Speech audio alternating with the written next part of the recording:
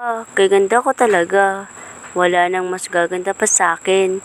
Ang aking kutis ay napakaputi, ang aking mga kamay at paa ay napakalinis, pero tila napakalawak ng gubat na ito. Ay hindi bale, hindi ako maliligaw. Biglang nakita ng dalaga ang sansirang balon na puno ng maruming tubig. Dalaga, dalaga! Pakiusap, tulungan mo akong linisin ang aking tubig. Kapag malinis na ako, pasasalamatan kita at sinusuklian ko ang iyong kabutihan. Pero balon ka lang. Hindi mo ba kayang linisin ang sarili mo? At bakit ko dinudumihan ang aking magagandang kamay at paa para sa isang maruming balon? Habang naglalakad, nakita niya ang isang punong tuyong-tuyo ang sanga. Dalaga, dalaga, pakiusap, tulungan mo akong diligan at talagaan. Habang lumago ang aking mga dahon at tamunga ako, nagbibigay ako ng masasarap na prutas para sa'yo. Seryoso ka ba? Bakit ko dudumihan ang aking magagandang kamay at paa para sa tuyong-tuyo mong sanga?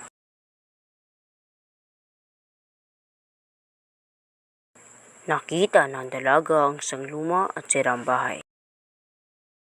Ay, napakapangit ng bahay na ito.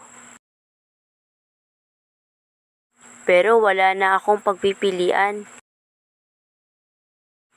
Kailangan ko magpahinga.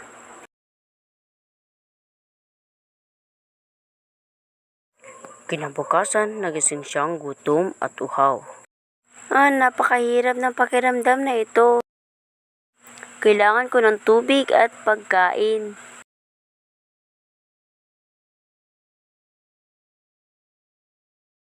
Nakita niya ulit ang balon, ngayon ay malinis at maayos na. Sa wakas, malinis na tubig. Yuyoko siya para uminom. Biglang bumaba ang tubig. Huwag, kailangan ko ng tubig. Kita niya ang puno, ngayon ay malagong malago at puno ng prutas. Sa wakas, makakain na rin ako ng masarap na prutas. Aabutin niya ang prutas. Biglang tatataas ang mga sanga.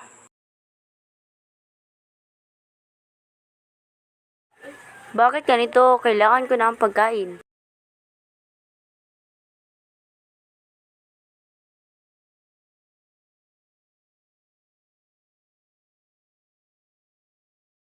Sa sobrang panghihina, natumba ang dalaga sa gilid ng daan.